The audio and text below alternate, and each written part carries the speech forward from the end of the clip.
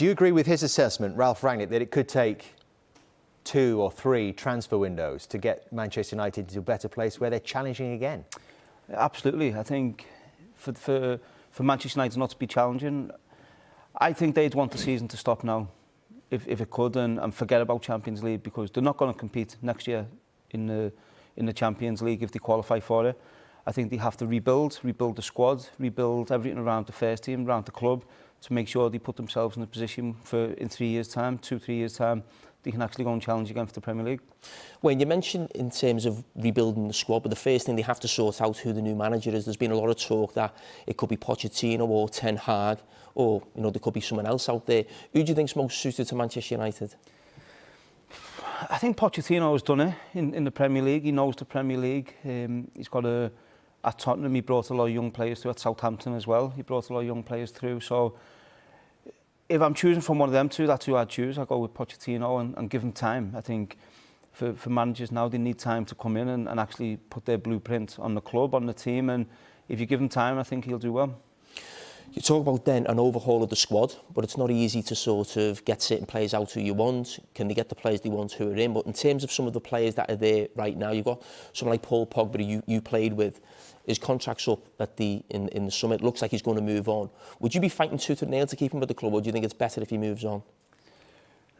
I think it's probably got to a point now where it probably is better for him to move on. And I think if Paul is honest with himself, he probably hasn't had the impact he would have liked since he returned to Manchester United. And I watch him play for France, and it's a completely different player.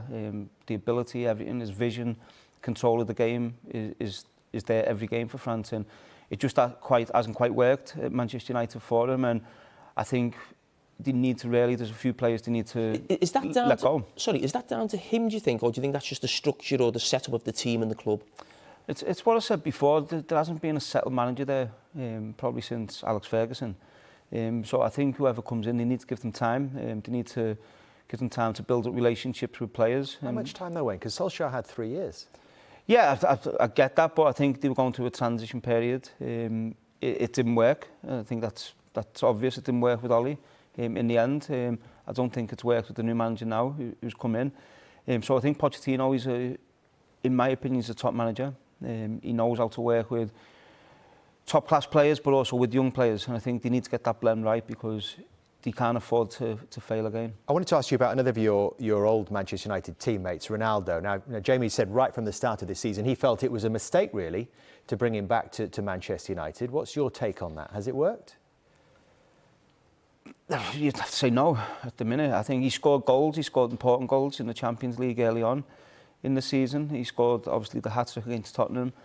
But I think if you look into the future of the club, you have to go with younger, hungry players to do the best to lift Manchester United over these next 2 or 3 years. And obviously Cristiano is getting on a bit. He certainly obviously isn't the player he was when he was in his 20s. So and that happens. That's football. But he's a goal threat. But I think the rest of the game, I think they need more, and they need young, hungry players. So when you look at that Manchester United squad, if we're saying that Pogba isn't one that should be staying and Ronaldo perhaps should be moving on, who are you looking at in that squad that the next manager can build around?